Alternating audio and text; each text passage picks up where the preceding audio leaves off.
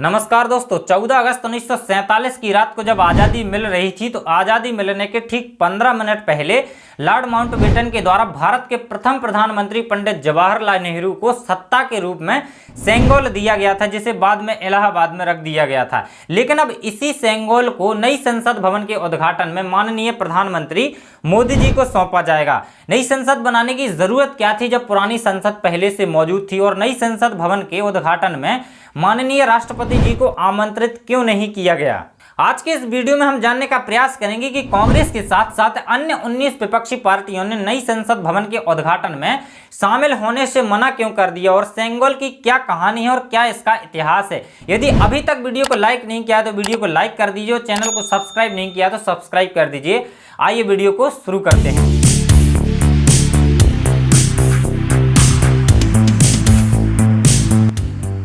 सबसे पहले बात करते हैं नई संसद की। तो ये पुरानी संसद से थोड़ी अलग है, क्योंकि इसको त्रिकोणीय आकार दिया गया है और पुरानी संसद गोलाकार है। इसका निर्माण कार्य 10 दिसंबर 2020 को शुरू हुआ था और लगभग यह 2 साल में बनकर तैयार हो गई। इसमें 5 स्टार प्लेटिनम का यूज किया गया है और पुरानी संसद से कहीं ज्यादा व्यवस्था है। इसकी हर डेस्क पर इलेक्ट्रॉनिक डिवाइस लगाई गई है और इसमें राज्यसभा कक्ष में लगभग 384 सांसदों के बैठने की व्यवस्था है, जो पुरानी संसद से कहीं ज्यादा है। दोस्तों, जब पुरानी संसद बनी थी तो टेक्नोलॉजी इतनी ज्यादा विकसित नहीं थी और ना ही एसी और उच्च क्वालिटी की लाइट थी। अगर नई संसद से इसकी कंपेयर किया जाए तो इसकी व्यवस्थाएं ना के बराबर हैं। और आज के समय में तो एआई भी विकसित हो गया है, जो ऐसी फोटो क्रिएट कर सकता है कि आप पता नहीं लगा पाएंगे कि रियल फोटो है या फिर एआई की फोटो है। यानी अगर किसी देश के हमला की कोई फोटो बना दे एआई, तो आप पता नहीं लगा पाएंगे कि उस देश में हमला हुआ है या नहीं हुआ है। पुरानी संसद में नई व्यवस्थाओं को इंक्लूड किया गया, जिससे पुरानी संसद को काफी नुकसान हो रहा था और संसद में कर्मचारियों और सांसदों की संख्या भी लगातार बढ़ रही थी, जिससे नई संसद बनाने का फैसला लिया गया। जहां कभी हम 100 करोड़ हुआ करते थे, वहीं आज के समय में हम पूरी दुनिया से आगे निकल गए हैं, यानी 140 करोड़ से भी ज्यादा हो गए हैं।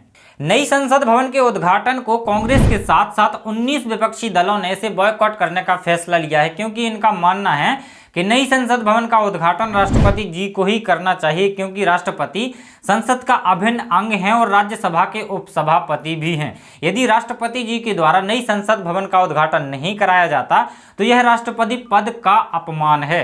अब ये लोग राष्ट्रपति जी के द्वारा नई संसद का उद्घाटन क्यों कराना चाहते हैं? भाई, इनको मोदी जी के काम में टांग अड़ाने की क्या जरूरत है? जब मोदी जी ने इसका शिलान्यास किया था तो इसका उद्घाटन क्यों नहीं कर सकते?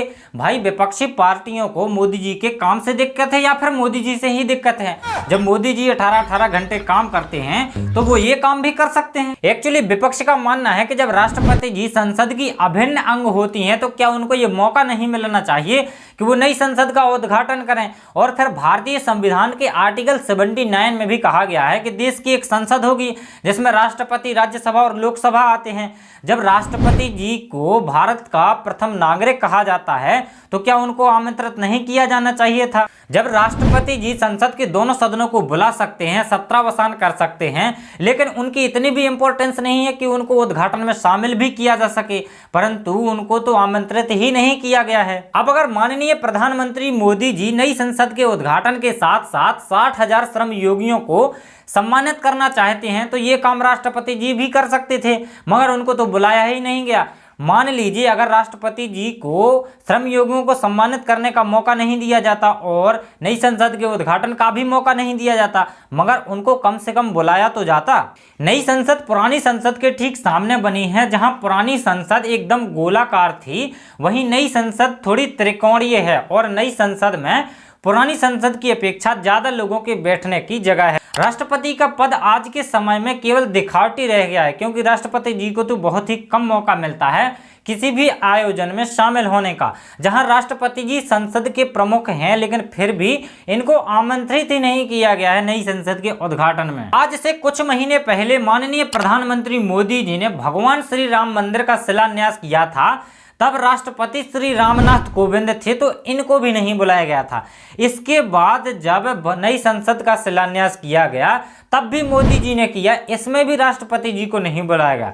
लेकिन अब नई संसद का उद्घाटन भी श्री नरेंद्र मोदी जी के द्वारा किया जा रहा है, तो इसमें भी राष्ट्रपति श्रीमती द्रौपदी मुर्मू को नहीं बुलाया गया और ना ही इनसे उद्घाटन करा रहे। नई संसद के उद्घाटन में देश की राष्ट्रपति माननीय श्रीमती द्रौपदी मुर्मू को आमंत्रित न किए जाने पर देश भर की एससी और एसटी समाज ने ये सवाल खड़े कर दिए, क्या हमको अशुभ माना जाता है इसीलिए नहीं बुलाते। मुझे तो लगता है कि राष्ट्रपति जी का पद आज के समय में केवल दिखावटी रह गया है, क्योंकि इनको केवल भारत रत्न, पद्म विभूषण और पद्म भूषण जैसे पुरस्कार देने के लिए ही बनाया गया है। इसके अलावा तो अन्य समारोह में उनको बुलाया ही नहीं जाता। Biju Janata Dal, BSP, TDP, YSR और एआईडीएमके सहित अकाली दल नए संसद भवन के उद्घाटन में शामिल हो रहे हैं। वहीं कांग्रेस सहित 19 विपक्षी दलों ने इसके उद्घाटन को बॉयकॉट करने का फैसला लिया है। नई संसद को पुरानी संसद से 3 गुना बड़ा बनाया गया है ताकि भविष्य में अधिक से अधिक लोग बैठ सकें, क्योंकि जिस तरह से देश की जनसंख्या बढ़ी उस तरह से सांसदों की संख्या नहीं बढ़ी। काफी लंबे समय से सांसदों की संख्या तो उतनी ही है, मगर देश की जनसंख्या बढ़ती जा रही है, जबकि 60 लाख लोगों के लिए एक सांसद का होना अनिवार्य है। पुरानी संसद में जनसंख्या के हिसाब से अधिक सांसद इसलिए नहीं है क्योंकि अगर अधिक सांसद चुनकर आए गए तो कहां बैठेंगे, क्योंकि पुरानी संसद में तो जगह उतनी ही है। और इसी को ध्यान में रखकर नई संसद का निर्माण किया गया है और आगे चलकर हो सकता है सांसदों की संख्या को लेकर भी सरकार बड़ा फैसला ले। नई संसद के बीचों बीच कॉन्स्टिट्यूशन हॉल है और इसके ऊपर अशोक स्तंभ लगा हुआ है और नई संसद के एक तरफ लोकसभा और दूसरी तरफ राज्यसभा कैंपस है। कॉन्स्टिट्यूशन हॉल के तीसरे तरफ सेंट्रल लॉन्स है जहां ओपन स्पेस भी है और राज्यसभा की डिजाइन राष्ट्रीय पुष्प कमल की तरह है। अब बात कर लेते हैं पुरानी संसद की, तो ये लगभग 60 महीने में बनकर तैयार हुई थी, यानी इसके निर्माण में लगभग 5 साल लगे थे। इसका जो डिजाइन है वो एडविन लुटियंस और हर्बर्ट बेकर ने 1912 में दिया था। इसकी आकृति जो है भारत के 64 योगिनी मंदिर से प्रेरित है। पुरानी संसद का निर्माण कार्य 1921 में शुरू हुआ और यह 1927 में बनकर तैयार हो गई। 1927 में इसे शाही विधान परिषद की सीट के रूप में सबसे पहले खोला गया। तो भारत के वायसराय लॉर्ड इरविन ने इसका उद्घाटन किया। फिर 1950 में जब भारतीय संविधान लागू हो गया तो भारतीय संसद ने इसे अपने अधिकार में ले लिया। तो दोस्तों अब बात करते हैं कि सेंगोल को आखिर मोदी जी को क्यों दिया जा रहा है। तो दोस्तों सेंगोल एक तमिल भाषा का शब्द है जो सेम्मई से मिलकर बना हुआ है, जिसका अर्थ होता है नीति परायणता या राजदंड, जिसे सत्ता का प्रतीक माना जाता है। जब कभी दक्षिण भारत में चोल साम्राज्य का शासन हुआ करता था तो जो अगला शासक होता था उसे पिछले शासक के द्वारा इसे सत्ता के भेंट के रूप में दिया जाता था। सेंगोल का पहली बार प्रयोग मौर्य साम्राज्य के दौरान देखा गया है और सेंगोल एक तरह से अधिकार का प्रतीक है। जब कोई राजा किसी अन्य राजा को या अपने उत्तराधिकारी को सेंगोल देता था तो यह मान लिया जाता था कि समस्त शक्तियां उसको सौंप दी गई हैं और यह भी मान लिया जाता था कि जो आपको सेंगोल दिया जा रहा है अब से इस राज्य का शासन आपके हाथ में है और आप इसे संभालिए। दक्षिण भारत में सेंगोल का विशेष महत्व होता है क्योंकि इसे चोल कलाओं का प्रतीक और प्रतिष्ठा का प्रतीक भी माना जाता है। भारत की आजादी के समय अंतिम वायसराय लॉर्ड माउंटबेटन ने पंडित जवाहरलाल नेहरू से सवाल किया कि किस तरह भारत को उनकी सत्ता सौंपी जाए और कौन सा समारोह ऑर्गेनाइज करें। तब पंडित जवाहरलाल नेहरू के पास इस सवाल का कोई जवाब नहीं था। उस वक्त भारत के अंतिम गवर्नर जनरल सी राजगोपालाचारी थे, तो पंडित जवाहरलाल नेहरू ने इसके बारे में इनसे सलाह ली। अब सी राजगोपालाचारी तमिलनाडु से संबंध रखते थे, तो इन्होंने बताया कि कैसे तमिलनाडु में सत्ता का ट्रांसफर होता है और सत्ता के प्रतीक के रूप में सेंगोल भेंट दिया जाता है।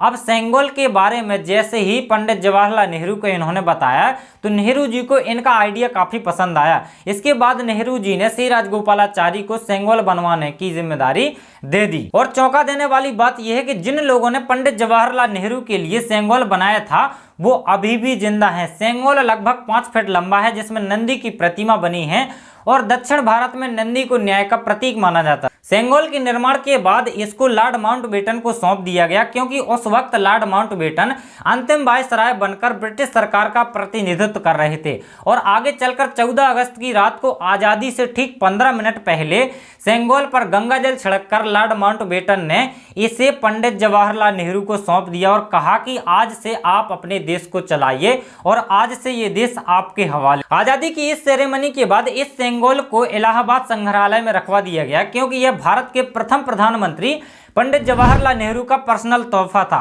इलाहाबाद के आनंद भवन में रखे इस सेंगोल को 28 मई 2023 को मोदी जी को सौंप दिया जाएगा, जिसे नई संसद भवन में स्थानांतरित कर दिया जाएगा। माननीय प्रधानमंत्री मोदी जी के द्वारा नई संसद भवन के उद्घाटन के बाद इस सेंगोल को सदन के अध्यक्ष की कुर्सी के पास स्थापित किया जाएगा।